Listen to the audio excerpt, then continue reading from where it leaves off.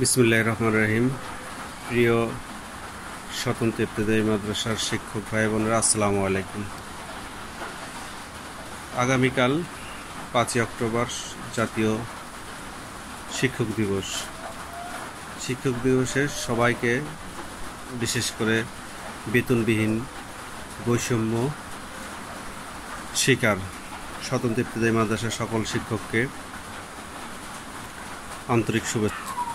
শিক্ষক বলতে যেটা বোঝায়, আমার ভিডিওর হেডলাইন থাকবে যে শিক্ষক এবং বাস্তবতা। শিক্ষক বলতে প্রকৃত শিক্ষক যেটা বোঝায় সেটা, সেই দিক দিয়ে যদি বিবেচনা করা হয়, স্বতন্ত্র ইবতেদায়ী মাদ্রাসার এই 45,000 শিক্ষক বাস্তবমুখী শিক্ষক, কোনো বেনিফিট ছাড়া, কোনো লাভ ছাড়া, কোনো বেতন ছাড়া আজ দীর্ঘ 41 বছর যাবৎ পাঠদান করে আসছে। এই শিক্ষক দিবসে কিভাবে এই স্বতন্ত্র ইবতেদায়ী শিক্ষকদের মূল্যায়ন করবেন বা শিক্ষক দিবস পালন করবেন, এদের ব্যতি রেখে লাখ লাখ শিক্ষক দিবস পালন করবে। যারা বেতন পায় তারাও আন্দোলন করবে, তাদের কর্মসূচি কালকে আছে ঢাকায়। তো যারা বেতন পায় না তাদের কর্মসূচি কী হওয়া উচিত? সরকার বা বর্তমান যেই গভর্নমেন্ট আছে তাদের বা ঊর্ধ্বতন কর্মকর্তা, শিক্ষা মন্ত্রণালয় যারা শিক্ষক নিয়ে কাজ করেন, তাদের কি অন্তত তাদেরও বলা উচিত যে স্বতন্ত্র ইবতেদায়ী মাদ্রাসা যারা বেতনবিহীন এবং বিনা বেতনে 40-41 বছর ধরে শিক্ষাদান করছে, তাদের এই শিক্ষক দিবসে তাদের নিয়ে কথা বলা দরকার। তো আমাদের এই শিক্ষক দিবসের যে সফল বা শিক্ষক দিবস সফল করতে হলে স্বতন্ত্র ইবতেদায়ী মাদ্রাসা জাতীয়করণের মাধ্যমে সফল করা উচিত। যারা বেতন পায় তাদের অনেক দাবি আছে, কিন্তু যারা বেতন পায় না তাদের দাবি কী? তাদের এই দাবি নিয়ে কেউ কথা বলার মতো উচ্চ মহলে কেউ নেই। সব মহলেই, আমরা যতটুকু জানি, সব মহলেই স্বতন্ত্র ইবতেদায়ী মাদ্রাসা এই বৈষম্যের কথা, এই অবহেলার কথা সবাই জানে, কিন্তু সব মহল চুপ। কেন চুপ? সেটাও আমাদের অজানা।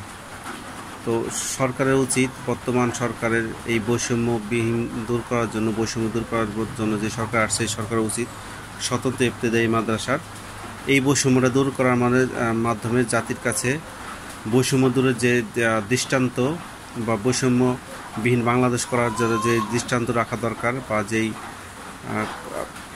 সুফল বয়ে আনা দরকার, সেটা স্বতন্ত্র ইবতেদায়ী মাদ্রাসা জাতীয়করণ ছাড়া এই বৈষম্য দূর করা সম্ভব না। যেখানে 5 লক্ষাধিক শিক্ষার্থী পাঠদান করছে স্বতন্ত্র ইবতেদায়ী মাদ্রাসায়, তাদের যে ছাত্র গড়ার কারিগর, মানুষ গড়ার কারিগর যে শিক্ষকগুলো, তাদের বেতন বঞ্চিত রেখে, তাদেরকে অবহেলায় রেখে বৈষম্য দূর করা সম্ভব না। বহির্বিশ্বে যত শিক্ষা প্রতিষ্ঠান আছে, যা আছে, সবচেয়ে বেশি বেতন এবং সুযোগ সুবিধা শিক্ষকদের দেওয়া হয়। আজকে যারা সচিবালয়ে চাকরি করে, উচ্চ পদে চাকরি করে, সবাই কিন্তু এইসব শিক্ষকদের দ্বারাই শিক্ষিত হয়ে গেছে। ডক্টর ইউনূস আমাদের বর্তমানে মাননীয় প্রধান উপদেষ্টা, সেও একজন শিক্ষক।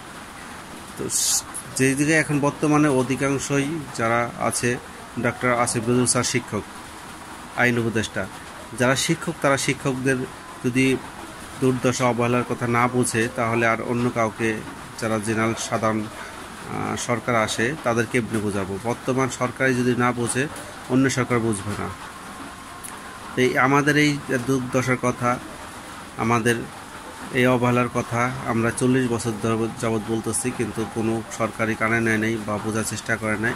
কিন্তু আমাদের এইখান একটা আশার আলো জ্বলছে, যেক্ষেত্রে আমাদের অধিকাংশ শিক্ষক, আমাদের ধর্মীয় উপদেষ্টা শিক্ষক, আমাদের আইন উপদেষ্টা শিক্ষক, আমাদের প্রধান উপদেষ্টা শিক্ষক, এই শিক্ষক হয়ে যদি শিক্ষকের এই মূল্যায়নটুকু করে, তাহলে এই স্বতন্ত্র ইবতেদায়ী মাদ্রাসার প্রায় 45,000 শিক্ষক আপনাদের কাছে কৃতজ্ঞ থাকবে এবং বাংলাদেশ থেকে প্রকৃত বৈষম্য দূর হবে। অনেক কিছু বৈষম্য আছে, কিন্তু প্রধান একটা মেজরিটি পার্সেন্ট জনগণকে বৈষম্যবিহীন রেখে ছোট ছোট বৈষম্য দূর করে বৈষম্য দূর হবে না।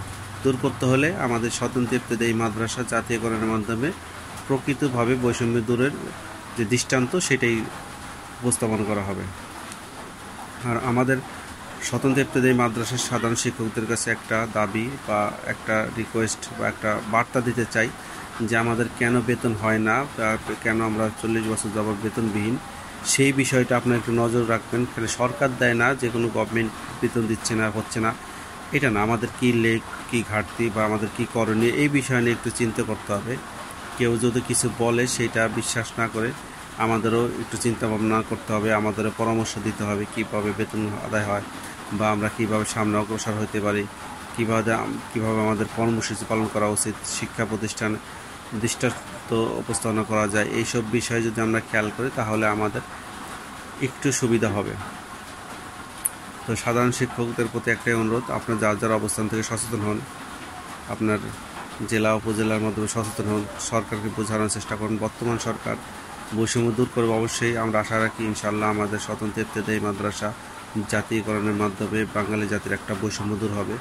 তো আমরা যে অবহেলার আছি, আমাদের এই অবহেলা তুলে ধরতে হবে, আমাদের সরকারের কাছে যে কোনো বার্তা দিয়ে, মাধ্যম দিয়ে পৌঁছাতে হবে, আমাদের স্বতন্ত্র হতে হবে, আমাদের নেতৃত্বদের বোঝাইতে হবে যে আমাদের এই বৈষম্যের কথা হয়তোবা বিগত সরকারগুলো অবহেলা করছে, বর্তমান সরকার করবে না। সেই জন্য সরকার পর্যন্ত সুনির্দিষ্টভাবে এককেন্দ্রিক, বিভিন্ন কেন্দ্রিক না, একক কেন্দ্রিক একটা সুনির্দিষ্ট বৈষম্যের শিকার সেটা লিখিতভাবে, মৌখিকভাবে উপস্থাপনা করতে হবে। যদি করতে পারি ইনশাল্লাহ আমরা সফল হব। তো আমার এই ভিডিও বার্তার মাধ্যমে আমি বৈষম্যের কথা বলার চেষ্টা করেছি, আপনারা বলেন এবং ভিডিওটি শেয়ার করে আপনারা অন্তত সরকারের বিভিন্ন দাপ্তরিক পর্যন্ত পৌঁছা দেওয়ার চেষ্টা করবেন যে আমরা বৈষম্য শিকার। স্বতন্ত্র ইবতেদায়ী মাদ্রাসা সবচেয়ে বাংলাদেশে বর্তমান বৈষম্য শিকার স্বতন্ত্র ইবতেদায়ী মাদ্রাসার সাধারণ শিক্ষকগণ। তো এই বৈষম্য দূর হোক, এটা চাই। যার যার অবস্থান থেকে এই বৈষম্যের কথা আমরা অবহেলার কথা তুলে ধরবেন, ইনশাল্লাহ আমরা সফল হব। সবাইকে ধন্যবাদ। আসসালামু আলাইকুম।